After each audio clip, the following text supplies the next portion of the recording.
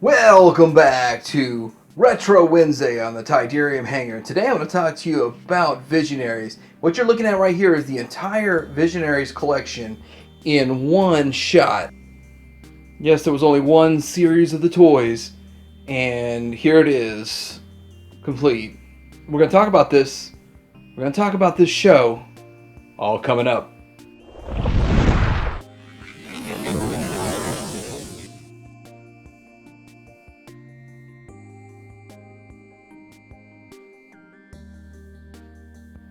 Visionaries is a toy line from 1987, based off of a very popular cartoon at the time that only had 13 episodes and never went to a season 2, never had a second series, even though it was planned. We're going to show a little of that at the end.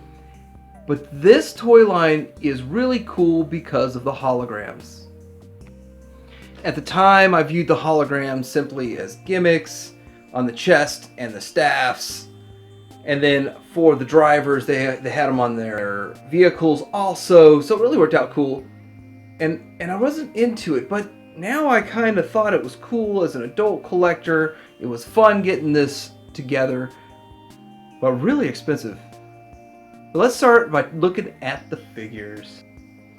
The first figure I want to talk about is Lexor. Lexor is a foe of good. He prides himself on his talent to create havoc, wreaking terror wherever he goes. If you look at his top, you kind of have this this head with some spikes sort of coming out of it, and then it goes back to that kind of demon-looking thing.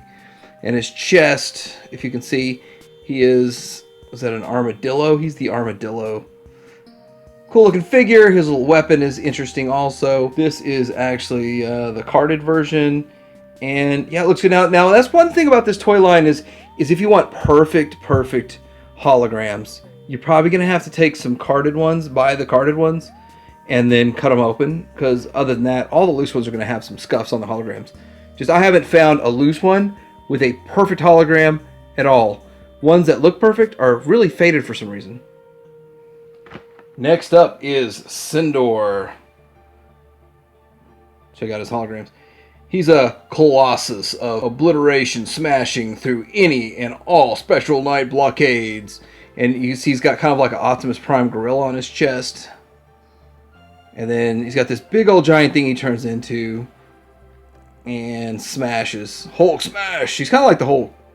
He has this clobbering thing he clobbers with and his helmet. Now all of these have helmets, which I guess I could show you their faces. They each have a helmet, a weapon, and a staff. Unless they're a driver, then they just have a helmet, weapon, and here he is in his card back. He looks good. It's a nice looking card back again. I mean, you're going to see perfect. That's why I'm showing the card backs mostly. And let's show you the back of the card back so you see what it looks like. They all look about the same. They do have different bios, like these card pieces. And a lot of people cut them out and save this little, kind of like G.I. Joe. Next up, we have Kravex. Kravex is a hot-tempered, irrational lord of evil to chop through anyone who crosses him. And if you look, he looks like he's got kind of like a spider. Let's see that spider. Yeah, there's a spider. And then his chest shows like a bat, and he turns into, well, it's more like a pterodactyl kind of thing. He's Swoop. He's the Swoop.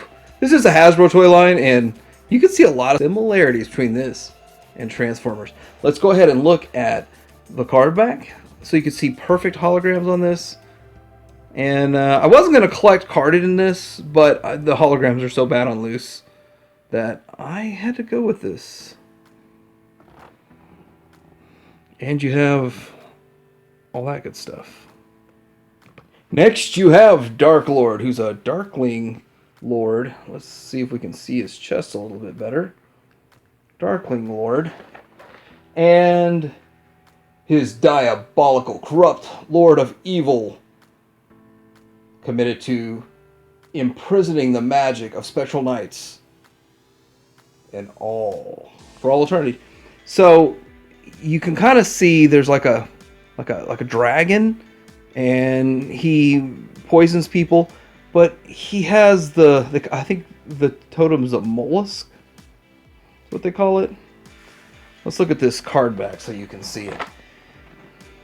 You will get the totem of the mollusk. Yeah, looks good. That's his card back. There's his wonderful bio. So for time's sake, we're just going to jump into the Spectral Knights and the good guys, and we'll talk about the drivers for all the drivers, and we do all of the vehicles, because we're going to talk about all of it today. This is Arzon from the Spectral Knights. And Arzon, let's see if we can get that rotated there. Arzon's a daring young knight whose soaring ideals and heroism help carry on the struggle against the Darkling Lords. And then he turns into, I guess, the eagle here. Here he is on the card back. That's what his card back looks like. And you know, it's funny because his picture does not match him at all. That's truly, what do you call it? Stylized? Yeah, stylized artwork. And then here we go with his bio. Next up, we have the leader of the Spectral Knights, and this is Leoric. Now, this is the most iconic character, if his helmet would fit right, the most iconic character out of all of this. And so most people know Leoric, but not the rest of them. And he's got the owl, and on his chest he has a lion, and he does turn into a lion. So it's kind of cool. He has a floppy whip. This is the only weapon that's made to be like kind of like a rubber, and the rest are pretty rigid. But Leoric is a brave, regal Spectral Knight chosen to rebuild the medieval-like society of New Valaric. The card back, so you can kind of see all his holograms looking all brand new. It's funny because this kind of looks orangish and that looks greenish. Now, I don't know if they were supposed to be the same color. I don't know. I never had these as a kid.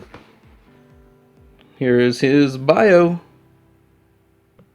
Next up, we have Witterquick. And Witterquick, of course, this guy was fast too. So I guess Arzon was more about flight. Witterquick's more about speed. So I might have to go back and re-edit that. But Witterquick's a valiant champion of justice with an over-anxious zeal to defeat the Darkling Lords. And he shows kind of this face right here with wings. And then he turns into a really fast puma or something like that. So there he is with his boomerang. Let's look at the card back. You can see this flashing. And then there's his picture. Which, you know, it's like all these stylized pictures. I wonder if they're ever going to come out with like another set of figures to match the pictures. There's his bio. This is, no, Cryotech. Sorry, Cryotech. And if you can see his, all the stuff going on there. Okay, so anyway, Cryotech is a self-sacrificing warrior who will charge blindly into battle without a thought of his own safety. It looks like he's got, I think he's got a bear right here, and on that is like an archer with a bow. They start to fade over time. Here's the carded figure. You can get a good look at what it's really supposed to look like. There's his bear. And his bio. Right there. If you're wondering about these stands, these are 3D printed stands that hold the staffs and all that stuff. And I got a deal on a whole set for like 20 bucks. But the problem with the 3D printed stands is that they break. These, you got to be careful with them. This part here, the material they use in the 3D printing is just not as strong as like a cast of something. So I wasn't as careful as I should be. Well, I mean, I don't know, I blame myself. But anyway, this broke, so it's in his foot.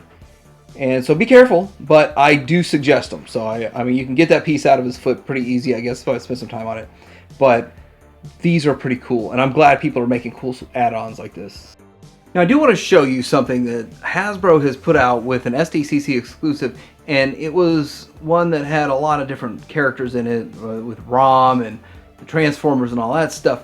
And they came out with this G.I. Joe size. So this is the same size as G.I. Joe, so I don't have to do a comparison. And that's the size difference between the figures. And when you look at it, there's some differences. First of all, this is the hologram, and this is more of a reflective foil. Now, if you order replacement stickers from Toy Hacks, you get reflective foil just like this. So this is the kind of thing you would get from a Toy Hacks replacement sticker if you want to replace one of your finished ones. But the holograms are far more expensive. Now, this gave a lot of collectors hope that there was going to be a new toy line, just like Zika Toys is doing right now with Sectars. So making them a lot smaller. But you can see the difference between this.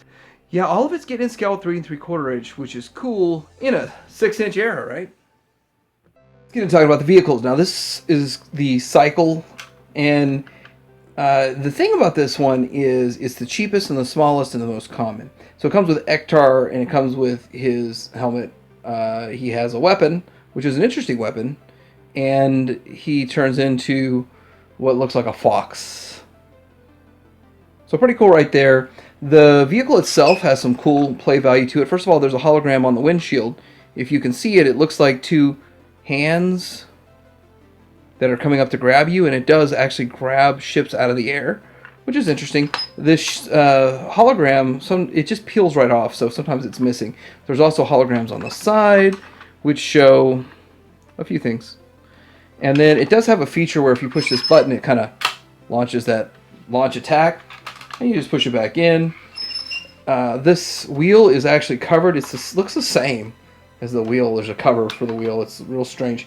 And on the back here, you can put in one of these so you can have an actual staff getting carried along with it. So it's a pretty cool little vehicle. You do see Merklin. The age of magic has begun. The magician.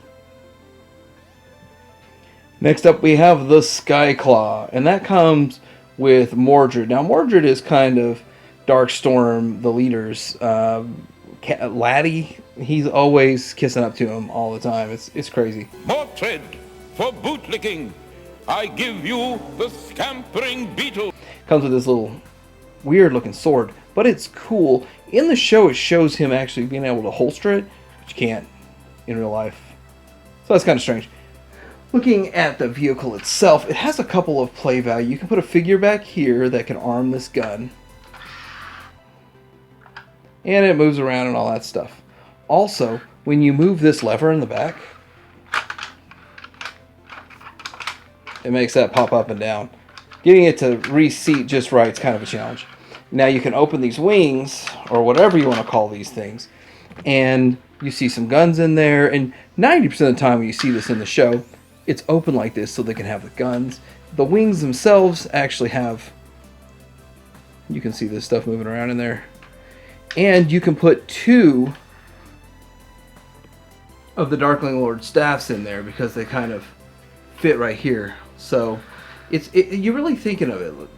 Although for play value, this guy doesn't ever have a staff. So why would there be 2 staffs? And you have to have a driver to pilot these things. So you wouldn't need 2 staffs, but it's still cool. It's still an interesting feature that they put on it. And there's the Merklin the Magician, and another Merklin the Magician. Next up, we have the Captured Chariot that comes with Farrell, and his is that another wolf or lion or some sort of fast animal that comes with him, and he has this kind of a flame thing. The weapon itself doesn't actually show a flame in it in the show, and so it kind of doesn't look like the weapon in the show until he actually uses it. So it's kind of a strange weapon. Pretty cool looking figure. Looking at this, you have a couple of play features in the actual Captured Chariot itself, and this is the large side for the good guys, but I guess you can kind of have a chomping motion. You can also have this gun right here that rotates and shoots and stuff.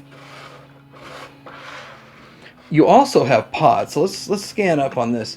Now, these pod holders slide out, and they show, of course, Merklin the Magician, and then the pods can come out, and they're powered to fly around, which is pretty cool.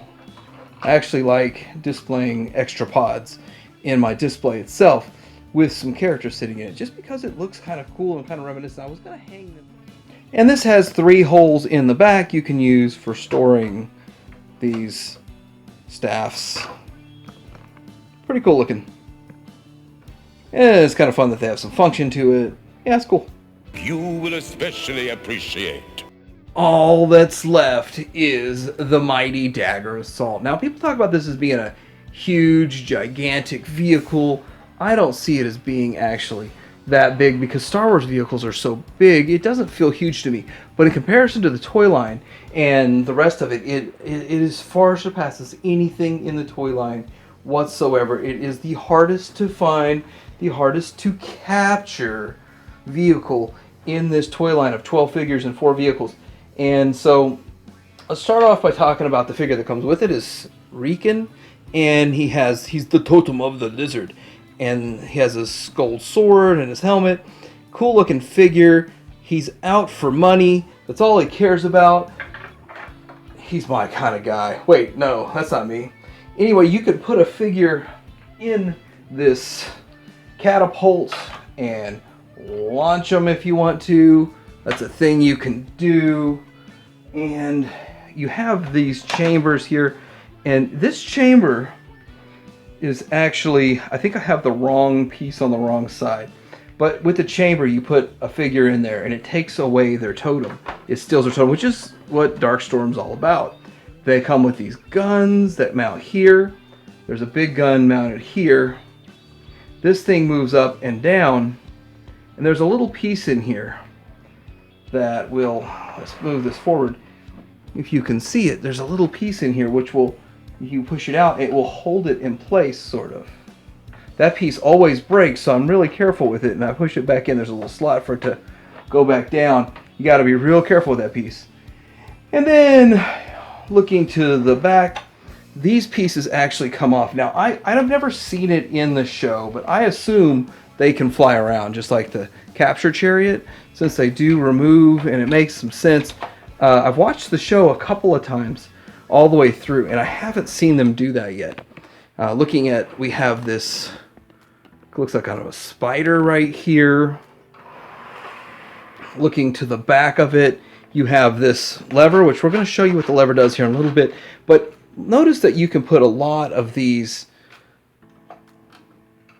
wands, these staffs on here. I assume every one of these slots can put a staff, so you can put all 4 of the staffs in here real easily. It's a real simple here, here, and here to make that work. Let's turn it around so it makes a little more sense when it's on a shelf. And then we're going to look at this side real quick. You have the hologram on this piece here, which is where they actually steal your totem. So you put them in there, and it's nice to throw a figure in there to get their totem stolen. And then moving back around, you have the ramming that we're going to show you. I'm going to show you the ramming function. Now, in most cases with this vehicle, there's only 2 ways to acquire it. Number 1, have a lot of money. Number 2, be there the moment it shows up on eBay. Number 3, buy 2, 3, or 4 of them and piece together one complete one. I had to get a couple to get a complete one, but it's kind of fun, and I always like having 2 of everything anyway, so it doesn't bother me. So there were also 2 girls. There was the Viralina, was the bad guy, and she's a pretty cool looking character. They never made her, and it's a big fan-made custom figure that fans like to make. They make it out of existing parts. They sand down parts, and they make the figures themselves. Also, there's Galadriel, which is the good guy girl. And again, the 80s, Hasbro had no confidence in boy lines selling girl toys. Now it's one of the most sought after is a good custom. And I bet you if somebody was making good customs, they could sell them $100, $200 a piece. I don't know, probably 100 a piece would make sense, because there's just so much time and effort that goes into it. But that's what's missing from this. And also there was a whole series of, I don't know, I think 12 or 18 other figures they were going to make in a series 2, a whole bunch of vehicles that never came to fruition. Let me know what you think about the Visionaries toy line from 1987. Did you have some of these? I had none growing up. Not because I had anything against it, but these things were really hard to get back in the 80s. I'm surprised so much stuff went on clearance. But like, subscribe, let me know what you think, what you remember from this toy line. Tidyarm Hanger out.